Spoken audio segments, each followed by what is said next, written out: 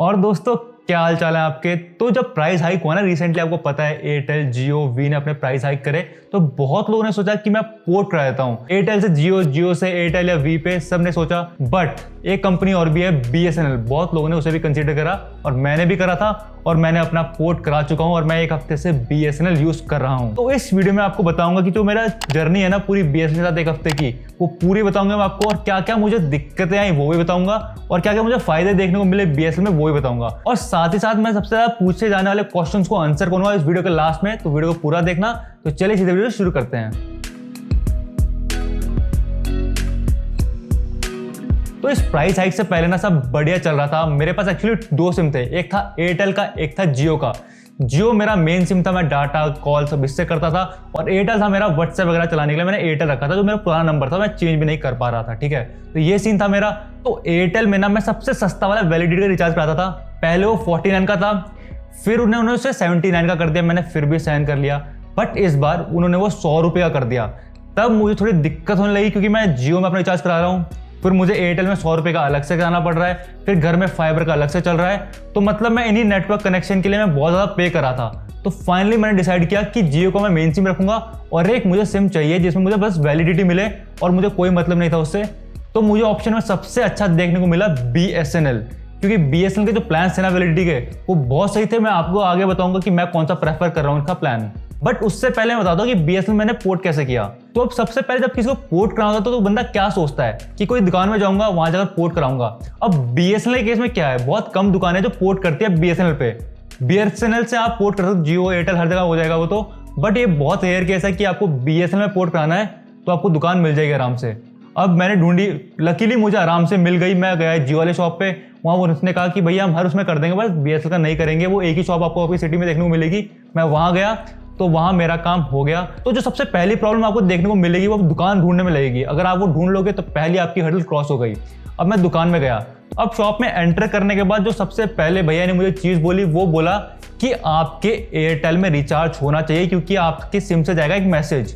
तो अगर आपके एयरटेल में वैलिडिटी बिल्कुल नहीं है, किसी भी सिम में वैलिडिटी नहीं है ना, जब मान लो जियो हो गया आपका, या आपका एयरटेल हो गया, वी हो गया, तो आपको जो पोर्ट वाला मैसेज होता है वो नहीं जाता है। तो एक बात का ध्यान रखना, अगर आपकी वैलिडिटी खत्म होने वाली है ना, तो उससे पहले ही पोर्ट करा लेना। मेरे लास्ट के मैंने 3 दिन बचे थे, शुक्र है मैंने सौरभ की बात मानी और मैं उस समय ही चला गया और मेरा पोर्ट हो गया।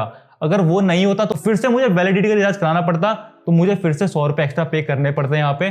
तो ये गलती आप मत करना, अगर आपकी रिचार्ज है तो उस समय पोर्ट करा लेना, बात का वेट मत करना। तो बस कोड आने की देरी थी, वहां पे मेरा काम खत्म हो गया। उन्होंने फटाफट वेरिफिकेशन कर दिया और इस काम में मेरे लगे 100 रुपये। अब आप मानोगे नहीं, मुझे 100 रुपये में क्या क्या ऑफर करा बीएसएनएल ने। पहले तो मुझे 2 GB डेटा पर डे मिला 2 महीने के लिए, साथ में अनलिमिटेड कॉल्स और 100 मैसेज दिन के। तो यहाँ पे मेरा 2 महीना का काम तो खत्म हो गया, कोई रिचार्ज की टेंशन नहीं थी मुझे। और आपको पता है पोर्ट का जो टाइम होता है ना नेक्स्ट पोर्ट का, वो होता है 3 महीने। तो अगर मुझे मान लो परेशानी होती भी है बीएसएनएल से, तो 2 महीने का रिचार्ज मेरा हो चुका है। मुझे बस 1 महीने का रिचार्ज कराना है अगर मुझे बहुत जरूरी है, वरना मैं वो भी इग्नोर कर सकता हूँ। 1 महीने में वो सिम नहीं चलेगा, खाली रहेगा, कोई दिक्कत नहीं है। बट वो बात की बात हम बाद में देखेंगे। और जो बीएसएनएल का ये प्लान मुझे मिला ना, इसका फायदा ये भी हुआ कि मैं अपने 2 महीना जियो में रिचार्ज नहीं कराऊंगा। मैं इससे अपना as a personal SIM use कर रहा हूँ, क्योंकि मेरे घर में वाईफाई है, नेट की कोई टेंशन नहीं होती। बस बाहर जब जाता हूँ तो नेट चाहिए, थोड़ा चाहिए होता है। और अगर आप सोच रहे हो कि क्या आप बीएसएनएल को अपना मेन सिम यूज कर सकते हो, तो उसका आंसर भी मैं इस वीडियो में आपको दे दूंगा। तो बस यहाँ पे हमारा पोर्ट का काम खत्म हो गया। उन्होंने कहा 3 दिन लग जाएगा आपका सिम पोर्ट होने में। फिर 3 दिन मैंने वेट किया, फिर उसके नेटवर्क गए मेरे पुराने एयरटेल के, फिर नया सिम डाला और वो एक्टिवेट किया और मजे से एक्टिवेट हो गया। अब फिर इसकी एक ऐप भी आती है बीएसएनएल की, जो कि आपको सिमिलर देखने को मिलेगी जैसे वी की आती है ना, उसी टोन में थोड़ी लगी इनकी ऐप थी। और ऐप में एक मुझे थोड़ी प्रॉब्लम लगी स्टार्टिंग में। जो मेरा पैक था ना, वो अपडेट होने में उन्होंने 1 दिन लगा दिया, बट उस अपडेट होने के बाद उसके बाद कोई दिक्कत नहीं आई।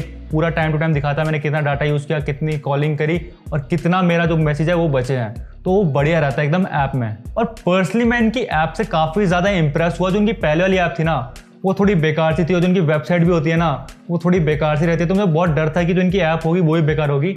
बट इन्होंने ऐप में काफ़ी अच्छा काम किया है और मुझे ऐप से काफ़ी सेटिस्फाइड हूँ मैं। वरना ऐप से पहले तो ऐसा होता था कि आप नेट यूज़ कर रहे हो, आपको पता ही नहीं लग रहा है कि नेट क्या कितना खत्म किया आपने, कितना यूज़ किया, कुछ पता नहीं लगता था। *123# डालोगे, वहाँ भी कोई इन्फॉर्मेशन नहीं मिलती थी, मोस्टली वो एरर दिखाता था। तो पहले बहुत ही ज़्यादा दिक्कत रहती थी। और अगर आप कस्टमर केयर को फ़ोन करते हो, हमने भी किया था कि पता करने के लिए पहले कि कितना डाटा यूज़ हुआ, उसमें बोलते थे कि हमारा खुद का नेट नहीं चल रहा है, तो आपको कैसे बताएं वो कितना नेट यूज़ हुआ है।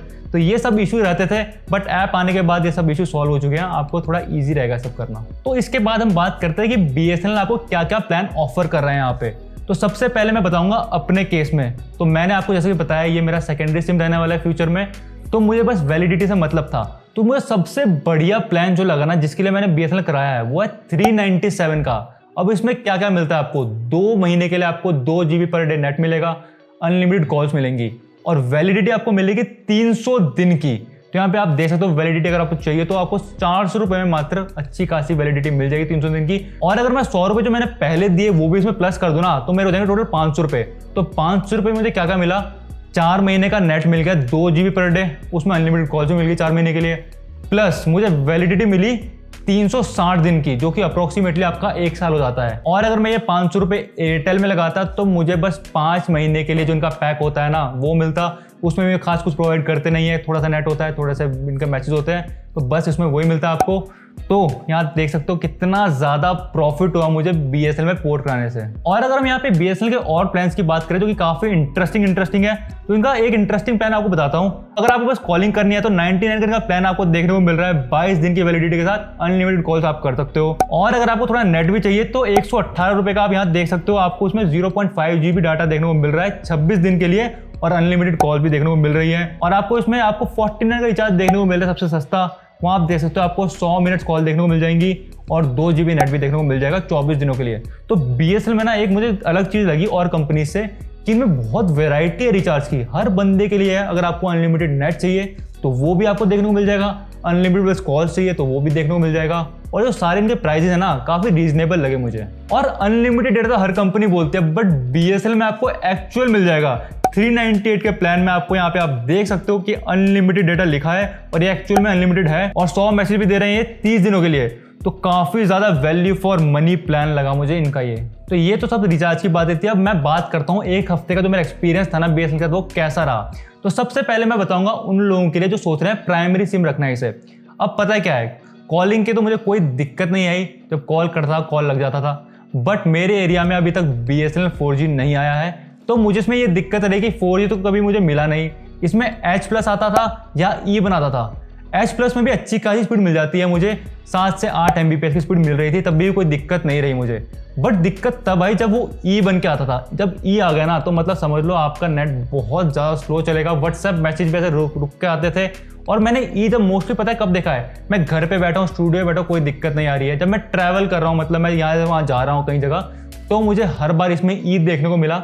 अब इसका रीज़न मुझे नहीं पता ऐसा क्यों हो रहा है, बट जब भी मैं इधर से उधर कहीं मूव कर रहा था तब मुझे E दिखा हमेशा। और इससे मुझे एक और प्रॉब्लम आई, क्योंकि अगर मैं मार्केट में हूँ तो मैं UPI पेमेंट बहुत ज़्यादा यूज़ करता हूँ। मैं बहुत रेयरली पहले कैश कैरी करता था, क्योंकि मुझे पूरा भरोसा है कि जियो और पेटीएम का कॉम्बिनेशन बढ़िया चलता है और वो पेमेंट कर देता था मेरा हर बार। बट इसके बाद अब मुझे कैश कैरी करना पड़ता है, क्योंकि मुझे नहीं पता कब सिग्नल नहीं आएंगे इसमें और मुझे फिर वहाँ UPI पेमेंट नहीं होगी, तो मुझे दिक्कत आ जाएगी। तो मेरे लाइफस्टाइल में एक चेंज आई कि मैं UPI ऐप थोड़ा कम यूज़ कर रहा हूँ और मुझे कैश में थोड़ा ज़्यादा रिलाय करना पड़ रहा है यहाँ पे। तो अगर आप BSNL को अपना प्राइमरी सिम रखने की सोच रहे हो तो 2 कंडीशन आती है। अगर आपके घर में वाईफाई है, जैसे मेरे घर में है, तो मुझे कोई इतनी दिक्कत नहीं आती, क्योंकि मुझे पता है घर जाकर मुझे वाईफाई यूज़ करना है और बाहर बहुत कम यूज़ करता हूँ मैं नेट को। तो ये बात रही, तो आप इसे यूज़ कर सकते हो क्योंकि कॉलिंग के लिए बढ़िया रहता है ये। और सेकंड कंडीशन वो आती है कि आपके घर में भी आपका बस सोर्स जो है ना, मेन सोर्स नेट का, वो आपका मोबाइल ही है, तब मैं इसे रिकमेंड नहीं करता, क्योंकि आपकी स्पीड नहीं आएगी, आप इन्जॉय नहीं कर पाओगे। तो नई ऐप से जो HD में क्वालिटी है वीडियोज़ की, वो इन्जॉय नहीं कर पाओगे, तो मैं उसके लिए रिकमेंड नहीं करता आपको। अब बात करते हैं हम सेकंड कैटेगरी के लोगों की, जो मेरी तरह इन्हें फ्यूचर में रखने वाले हैं वैलिडिटी के लिए बस। तो वैलिडिटी के लिए एकदम बढ़िया है, इनके प्लान्स भी काफी बजट में रहते हैं। यहाँ पे साल भर का रिचार्ज करा सकते हो और टेंशन खत्म कर सकते हो अपनी। अब ये भी कहीं प्लान हैक ना करे तो आप पहले ही जल्दी से इंपोर्ट कराकर ये प्लान रख लो अपने पास। तो वीडियो के इस सेगमेंट में ना आपके मैं कुछ क्वेश्चन आंसर करता हूँ जो मैंने कलेक्ट किया इंटरनेट पे, कि लोगों को क्या सबसे ज्यादा क्वेश्चन रहते हैं BSNL रिलेटेड। तो सबसे पहला क्वेश्चन है पोर्ट कहाँ से कराएं। तो ये नॉर्मल पोर्ट की तरह आपका सिम पोर्ट कर देंगे, बट जो इनके शॉप्स है ना वो बहुत लिमिटेड है, तो आपको थोड़ा ढूंढना पड़ेगा। सबसे अच्छा आपको तरीका बताता हूँ, किसी भी पोर्ट वाली शॉप पे जाना, उनसे पूछना भैया आपके यहाँ पोर्ट होता है, वो बोलेगा नहीं, तो बोलना कहाँ पे हो सकता है, तो मोस्ट प्रोबेबली है कि उसे पता होगा कहाँ पे हो जाएगा, तो वो आपकी हेल्प कर देगा। और सेकंड ऑप्शन में आपके पास ये है कि आप BSNL ऑफिस जा सकते हो और वहाँ उनसे पूछ सकते हो, तो आपको बेस्ट ऑफ लक, आपको आंसर मिल जाएगा तो बहुत बढ़िया बात है, तो आप वहाँ जाकर पता कर सकते हो। अब हम सेकंड क्वेश्चन पे आते हैं अपने। तो जब से मैंने पोर्ट कराया है तो मेरे कितने बार सिग्नल गए हैं BSNL के। अब जब से मैंने पोर्ट कराया ना, जहाँ तक मुझे याद है मेरे बस एक बार सिग्नल गए थे, वो भी 10 मिनट के लिए, और उस समय हमारा BSNL फाइबर के सिग्नल भी गए थे। तो मेनली मुझे लगता है BSNL का पूरा ऑल ओवर इशू था, इसलिए वो गए थे। तो बस उसके बाद मुझे कभी दिक्कत नहीं आई, कभी भी सिग्नल नहीं गए, या तो 2G सिग्नल आते थे या तो 3G सिग्नल आते थे, बट मेरे सिग्नल हमेशा रहे। अब थर्ड क्वेश्चन ये है कि क्या आप इसमें HD में कंटेंट स्ट्रीम कर सकते हो? अब आप नहीं कर सकते इसमें, मैंने पर्सनली करा, मुझे इतना अच्छा एक्सपीरियंस नहीं मिला। मैंने YouTube में 1080p में वीडियो चलाने की कोशिश करी, बट वो बहुत टाइम बफर कर रही थी, तो मैंने उसे 480 में किया और 480 में मुझे अच्छी खासी एक्सपीरियंस मिल गया, मतलब चल रहा था बढ़िया करके। तो अगर आपको HD में करना है तो थोड़ी आपको दिक्कत आ जाएगी इसमें। और फोर्थ क्वेश्चन ये है कि इसमें ऐप में क्या क्या फीचर देखने को मिलेंगे।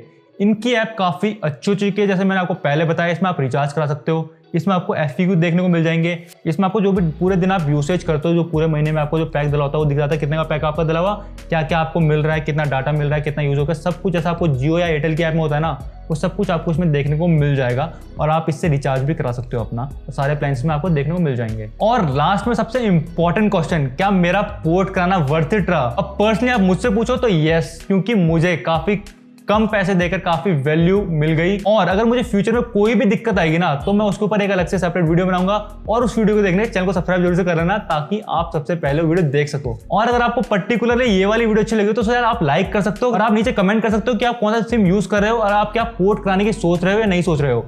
तो कमेंट जरूर से करना, मैं सारे कमेंट पढ़ता हूँ। तो बस इतना ही था इस वीडियो के लिए, अब मिलते हैं नेक्स्ट वाली वीडियो में। जय हिंद।